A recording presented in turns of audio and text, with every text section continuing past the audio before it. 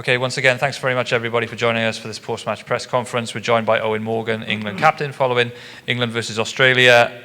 We will take questions from the room first before going over to Zoom. So can I please see some hands in the room, please, for questions?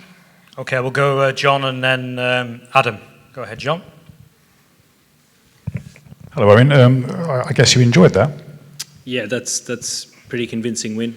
Obviously starting the tournament as well as we did in the first two games.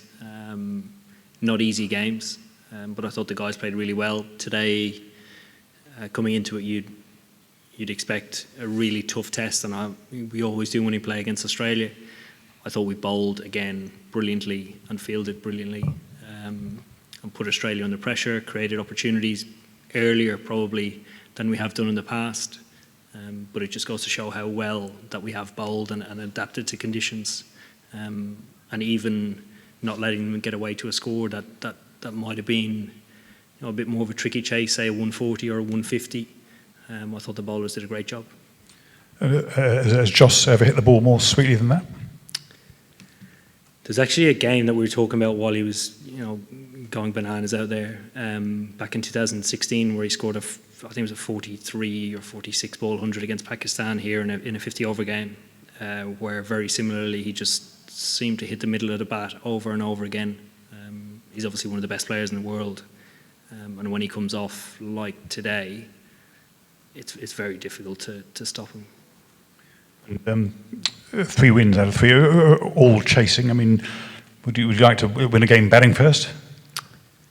I think we're going to have to throughout the tournament. We've spoken about it, what might change, if anything.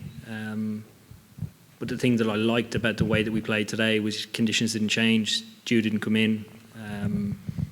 We continue to try and play our way and not try and pace our run. Unless we get pegged back, still try and come hard, and guys did that.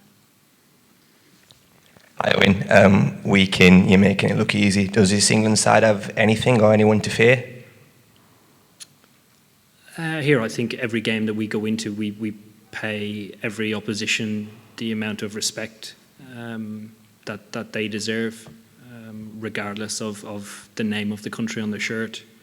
I think that's why we can perform probably more consistent than we have done in the past.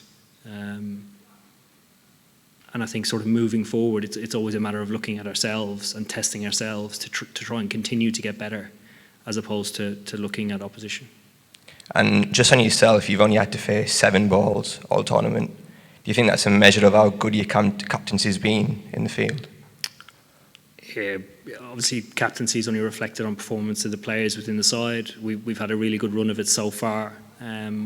I think the whole of our top 7, 8 guys we will need at some stage. We go to Sharjah in 2 days' time, and then again, I think it's in 5 days' time on Saturday, where we'll probably be taking more out of our comfort zone than we have been both here and Abu Dhabi. So again, another challenge that we're looking forward to. And is rotation on your mind over the next 2 games? No. And what about the decision on not using Moeen with the ball today? Any thoughts on that? Yeah, it's just a reflection on my captaincy. The matchups at the time didn't suit. They do suit for some of the Australian players, but they were already dismissed. And I thought that worked really well. Moeen is quite a relaxed guy and knows the role that he plays, both before the game and during the game. That's always communicated across all of the bowling unit. We try and adapt and talk about what might work on the wicket against different players. And today, fortunately, he wasn't needed. We'll take one more in the room from Dean Wilson and a few off Zoom. Go ahead, Dean. Even though you play Australia quite a lot, I don't imagine you get those kind of results very often against them. When you're out there in the middle and it's all going so well, can you stop and enjoy it at all? Can you kind of think about how much fun you're having? I think as hard as I try, I struggle to, just knowing that you're playing against such a strong side, and they bat really deeply. And when Finchy bats with the guys down the order, there's always that element of how much he can hurt you if he gets going, and the difference of 1 over can be the difference in a game. So I thoroughly enjoyed the chase, and I'm enjoying myself now. But at the time, I'm trying to manoeuvre things that restricts the total that we're chasing to the minimum amount. And just on Joss quickly again, down the years, people have called him a freak and a genius and all these things we've seen through his performance. Is he taking the game to a new level, do you think? Do you think that he's showing us things that even surprise you? Yeah, absolutely. I think he's certainly one of our players, and there are a few of them that are at the forefront of change in the game.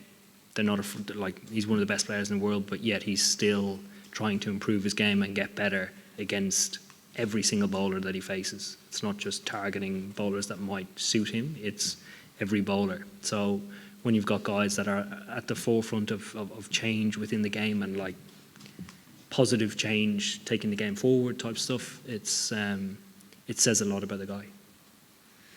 Okay, we've got a few requests on Zoom. We'll just take one each from the following. Let's go with David Charlesworth first, and then Matt Roller. Go ahead, David. Thanks, Danny. Hi, Eoin. Given the way you started the tournament, have you reassessed your opinion about being second favourites, or do you still think that's the case?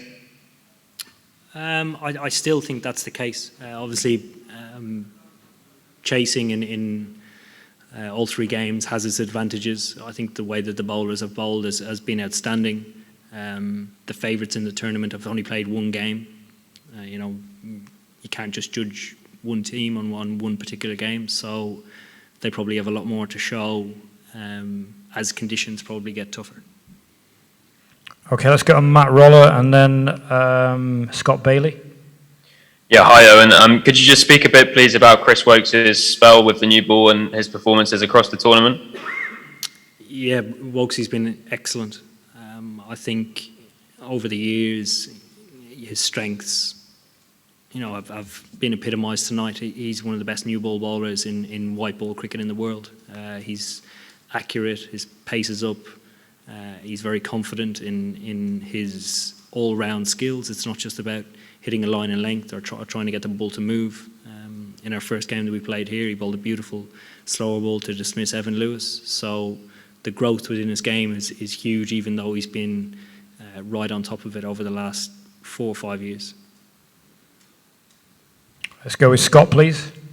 Yeah, Owen, did you get flashbacks at all to the 2019 World Cup semi-final, the way that game started, especially with Chris Wokes doing the job early, and then even with Jason and Joss doing the job of the bat so aggressively at the top of your end? Not really, just different challenges. I think our record at Edgbaston is incredible, and had been in the lead into that World Cup for the last 4 years.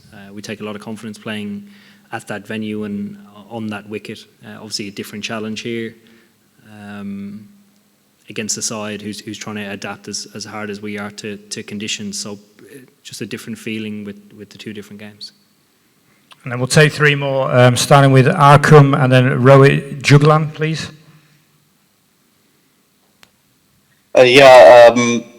Morgan, most matches have been low scoring, around like 130s, 140s. Do you have a better idea about the pitch, and do you foresee some more runs being scored, and especially when we're going to the semi-finals and finals, maybe 170, 180, do you see that? Yeah, I think that's a good question. I think this, with the semi-finals and finals being Abu Dhabi, Dubai and then Dubai, you'd probably foresee the average scores being probably around par, so between 160 and 170, maybe a little bit higher depending if the dew comes in. But as far as Sharjah goes, we haven't seen a really flat wicket at Sharjah, so I think it'll just continue to be challenging. Okay, Rohit, and then we'll finish with Lewis. Go ahead, Rohit. Thank you, and congratulations. From here to Sharjah, I know it's early, but you played max game there as a KKR captain. Tell us, how much confident are you for that venue, especially for that venue, especially the way your spinners are bowling? Yeah, I actually don't think that you just have to have good spinners to do well at Sharjah. I think you need to have good seamers as well. during the IPL, we sort of did both. We had two really good spinners, but also we had good quicks in amongst it. And the wickets that we did play on had variable bounce that actually favoured the seamers a little bit more. So within our England squad, we do have options that we will look to use and trying to adapt both against Sri Lanka and South Africa. And last one, Lewis, thank you. Hi, Owen. There was a bit of a suggestion tonight that Australia, a bit of a limiting factor for Australia might be that they haven't played a whole bunch of T20 cricket together, even though they're made up of, individually talented players. Thinking about your own team, is the familiarity with roles, coming into a tournament, is that particularly important?